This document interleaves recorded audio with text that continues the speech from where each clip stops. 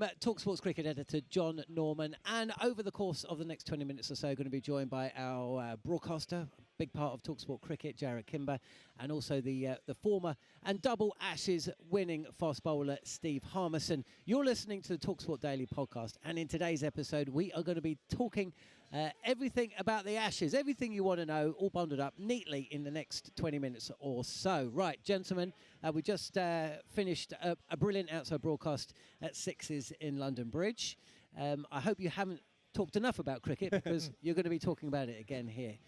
Let's start with you first, Harmy. The Ashes is just about to get underway. England haven't won a test match in Australia for 15 years.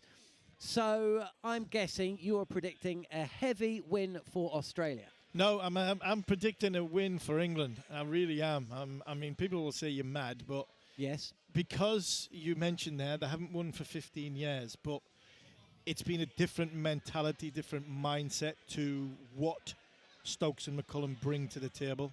And I think because of that, I think what's happened in the last 15 years and probably the 20-odd years before that 10-11 series, I think you have to have an eye on the result because that was history and that's how good Australia is in their own back garden.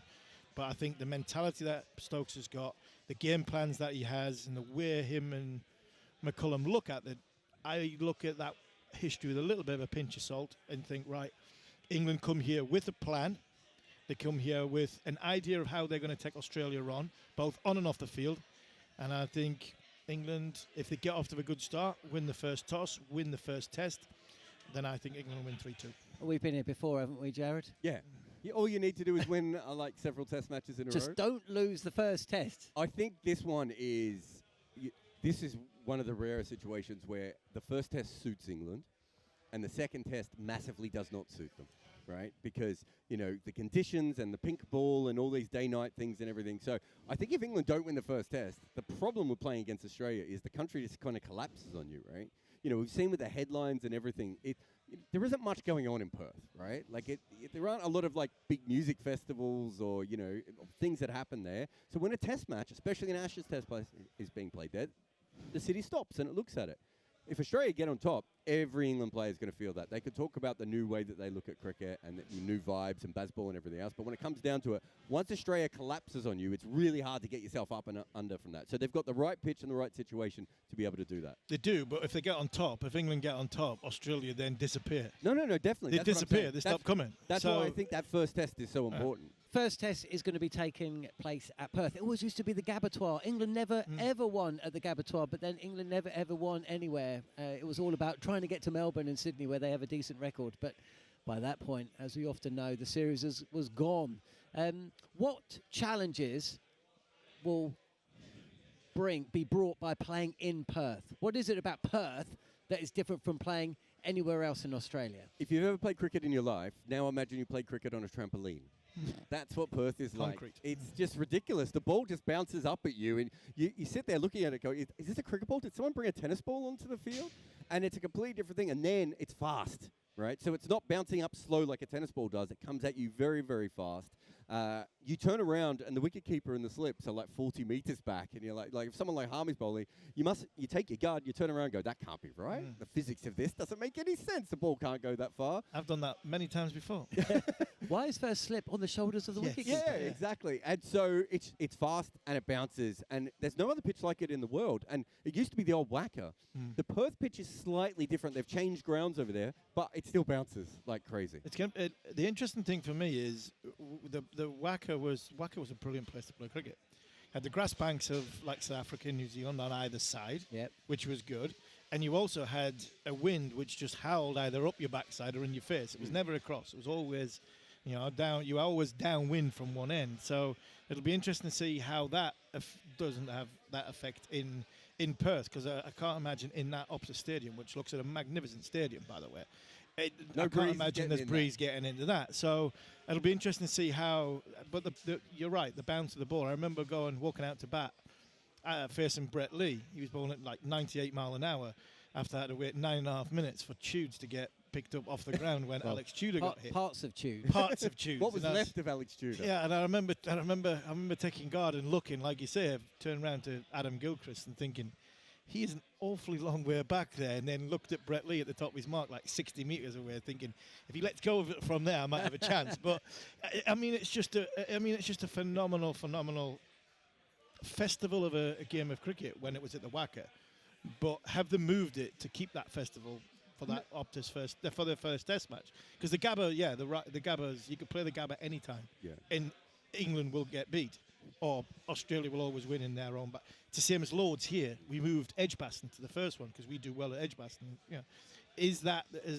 Are we going to have the same festival? It's not a festival. It's a proper stadium. I think Perth Stadium. It's a very different vibe than the old Wacker used to be, with the leaky faucets around the ground, and the air conditioning never worked. The one toilet that the whole grandstand used to use. This is a proper stadium, so it's not like that. I think the Gabba's about to be demolished, right? So I think the Gabba's just politically on its way out, and also I think there is an element of geopolitics of there's a direct flight from London to Perth now, right? It's easier to get to Perth, so we can bring people in and we can take them back out again quite quickly. So I think there's a few different things. But yeah, it used to be the Gabatoir. Perth, Australia had an incredible record at as well, but this stadium is not quite the fortress. They lost to India there last year, right? So it's not quite the same. What about the makeup of the England bowling attack? Because it does seem like they could go in with all pace. Yep. And yet this seems to be the pitch that maybe if you're going to pick a spinner, it is also this one.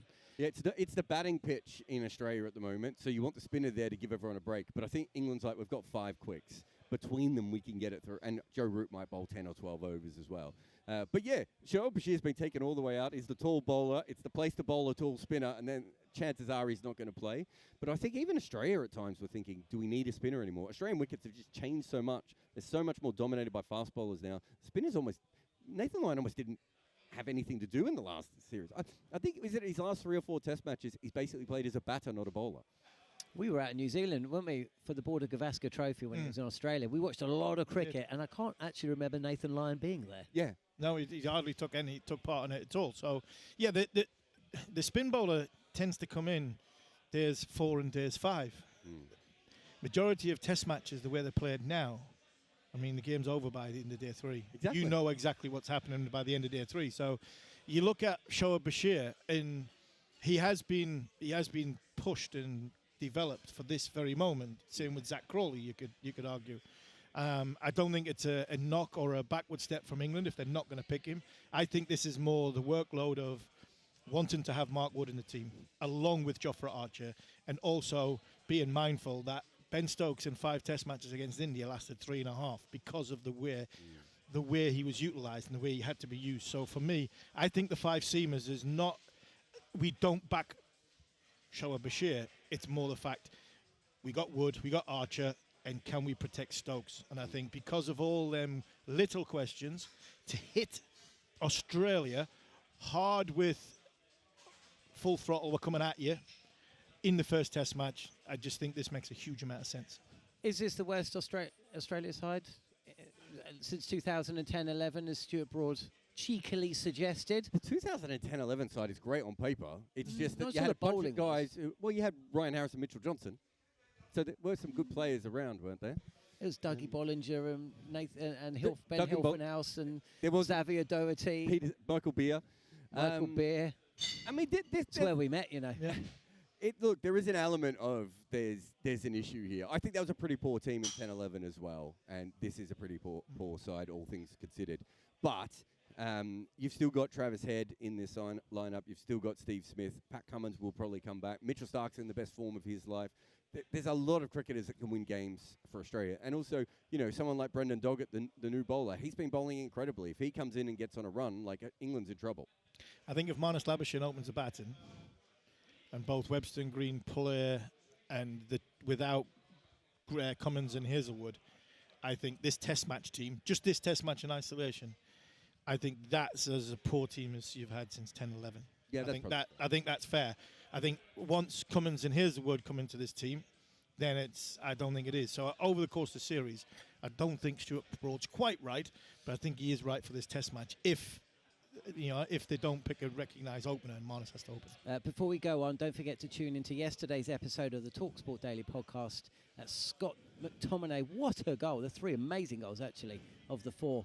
Scotland securing World Cup qualification for the first time, since 1998, was it? 30 years. 30 years, thanks to that late win over Denmark in Glasgow. So check that out. And if you want any more cricket content, by the way, myself and Harmy, we're going to be recording a podcast after every single show. That's going to be streamed on the talkSPORT Cricket YouTube channel and on talkSPORT 2.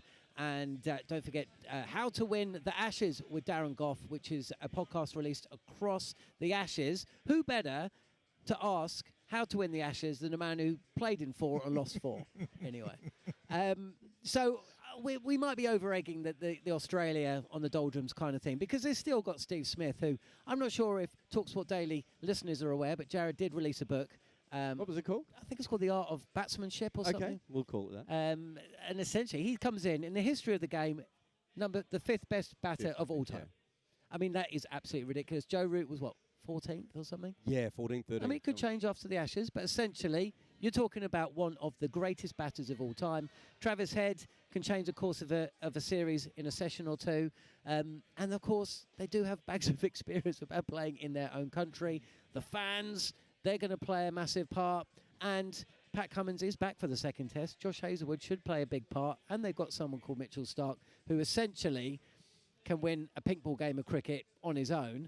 So Australia have so much about them. It does feel like we might be losing sight of that a touch as we go into this series. Yeah, you've set it up perfectly. You know, they are in their own back garden, and they have got some wonderful players. And while a one-day game or a T20 game can be won by one bit of brilliance, I think over the course of 5 days, you need a lot more.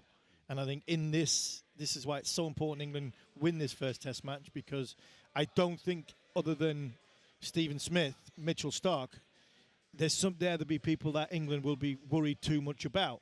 Once Cummins and Hazlewood come back into it, all of a sudden they've got a bowling attack who is so potent. But at this point in time, 24 hours before the first ball, all of a sudden, if I look at that team, I'm thinking this is England's best ever chance to get off to a good start and go 1-0 up in a test match series of the first test match of the Ashes in Australia. Hazlewood's the 2nd best fast bowler in the world at the moment, right? So you take him out of any lineup and you're just not going to be as good, right? And so, if England's going to have a chance, it's on this kind of wicket with this kind of attack against this kind of Australian lineup. I think that makes sense. So if they lose this first test, there is a possibility for England that it is a 5-0 cakewalk again, right? Like, it could go that poorly. But I think they have such a good opportunity in this first game. Whereas I think Australia's scrabbling a little bit more. Let's talk about England's batting, because we've spoken and heard a lot about the bowlers on both sides and the injuries for both sides. We've heard about Australia's batting.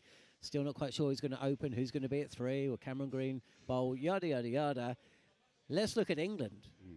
Where are the strengths and weaknesses as far as you can see, Jarrod? How will the Australians be going to target the different batters that England possess? And, of course, there are question marks. Zach Crawley, Ollie Pope, 1-year central contracts. Take from that what you will. Ollie Pope, wasn't given the public backing at number 3 until quite late. So they'll be looking at that as an avenue. I'm not going to talk about Joe Root and the fact that he hasn't scored a century in Australia, but the Australians will. I was going to, are you going to not mention that because you don't want to talk about Matthew Hayden running around the ground naked? Well, I just thought I'd pause so everyone can think about that. But essentially, there is weaknesses and avenues for attack. How will the Australians be going about it? Which of the matchups do you think that Australia will be looking at as a way to take early wickets? I think that there's a real battle here of both teams can take early wickets. Yeah. It can really change this series quite dramatically, right? And Ben Duckett might be the swing player in that, because he's the one guy in the top 6 between the 2 top 3s that is actually in form and is a settled test player. Usman Khawaja is not in good form. Marnus Labuschagne's just been dropped. So all these other players might have the name, but they don't have the form at the moment to go with that. So if Australia can get wickets, that means that Root and Brook are in early, right? And that gives them a huge chance of winning, because I think it's the Root, Brook and versus Smith and Head is the big matchup. So whoever gets the early wickets and gets those guys in too early, I think has a big chance of winning. Yeah, I mean, valid point, good point, well made. But I also look at the fact that you look at Crawley, you look at Duckett, you look at Pope as a 1, 2, 3. And I think the challenge from bowling England's top order could be the ego of the Australia captain and the Australia bowlers. Are they going to be mindful of the way England play and just have 3 slips like the Australian way, and all of a sudden not have a deep point, not have men back, and go, no, we're going to do this, and all of a sudden England 110 for 1, horses bolted, and away they go. So that is one factor. You look at Usman Khawaja, if it is whether all of it's not whether all of it's Marnus. If both top 3s bat for 120 balls, big difference. England will be 150 for 1. Yeah. Australia might be 60 for 1, 60 for none. There's a big difference. So I see there's a matchup there. I agree. I totally agree with the head Smith, Brook and Root. But I also look at it and go, if Webster plays who you think might play, if Webster's 6, Carey 7, Stark 8, Doggett 9, Boland 10, Lyon 11, I look at that 6 down over to England's potentially 6 downer of Stokes, Smith, Carse, Atkinson, Archer and Wood. Much stronger. There's a 40 run swing there. So with the possibility of the top England being better if they both face the same amount of balls, and the bottom, I think that's where I can see if one of them fires for England's batting unit, then I think that's the difference between winning and losing. I think Australia has a better new ball bowling attack, but also some of it's not here for this first test, right? So if that new ball bowling attack continues to be what it's been for ages, and it's old now, right? But if it continues to be what it is, that actually evens these sides up a lot. If not, and Jack Crawley has a big series like he did in the last Ashes in the UK, things change massively then. Because England, just have, Smith is such a good player, and he'd be batting at 6 for Australia without any doubt, and Webster and Carey would be behind him, and he's batting at 7 for England, so it's much deeper. And finishing the tail could be Mitch Stark, if he has to bowl a lot at the top, all of a sudden coming back to finish at the tail. And I still think that's where England's masterstroke of playing 5 seam bowlers.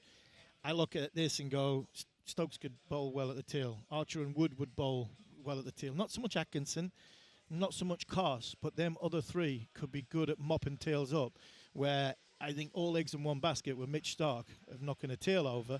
But if he has to bowl a lot at the top, we're looking at a 35, 36-year-old potentially asking him to play 5 test matches. These could be the little areas where England could win. Okay, let's wrap this up. Let's talk about Ben Stokes.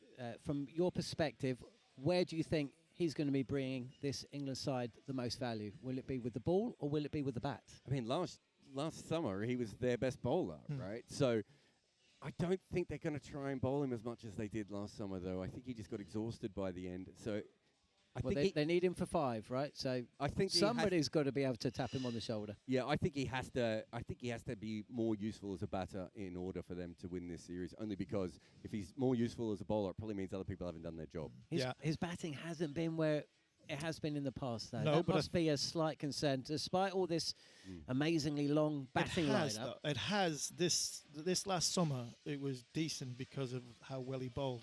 I think all-rounders go hand in hand. When they're bowling well, they bat well. And I think we've seen throughout that India series glimpses of Ben. He got 77 in the warm-up game. And I think if he bowls well, I think he bats well. I think the biggest part for me is not either. I think it's going to be his captaincy. I think his decision-making, teams, tosses, and decision-making in-game could be crucial for England in what is going to be a hugely pressurised situation. Ben sometimes makes emotional decisions, and I think emotional decisions sometimes might go against you in the heat of the Ashes pressure. So these are the things that being the captain could be his best discipline if he is to win the Ashes. Final prediction from you, Harmy. Started the show with it. Have you changed your mind at all? No, still 3-2 for me. It was a bit weird if you had to. I still think 3-2. You'd be the only person I would almost expect that to happen. I'm still sticking with 3-2. I still think 3-2-2. 3-2 to England. I still think England win 3-2. 3-2 Australia. 3-2 Australia. Australia were 2 for 3 at Adelaide. I think England are going to win 3-1. Okay. That's. I think this Australian side could just be about to fall apart. That's my personal feeling. But I am also aware that when you get within 48 hours of the start of it, you get more positive, don't you? I've spent 3 to 6 months thinking, I'm not sure England know how to win. England play a good game, but ultimately fall short. And sometimes they do kind of shoot themselves in the foot. And that's kind of my fear. But then looking at this Australia side, I think they're a bit timid themselves. I think there's problems at the top of the order. Now they're missing 2 absolute classic guns. I don't know, shades of 2013 when England went to Australia and fell apart halfway through. That's kind of where I'm at with it. But We shall find out. That was the latest episode of talkSPORT Daily. Thanks for being alongside myself, Jon Norman, Jarrod Kimber and Steve Harmison. Thanks for listening. Don't forget all of your Ashes content, or for all of it, subscribe to the talkSPORT Cricket YouTube channel and the talkSPORT following on podcast feed. There will be another one of these talkSPORT Daily episodes out first thing in the morning. Make sure you follow so you never miss a show.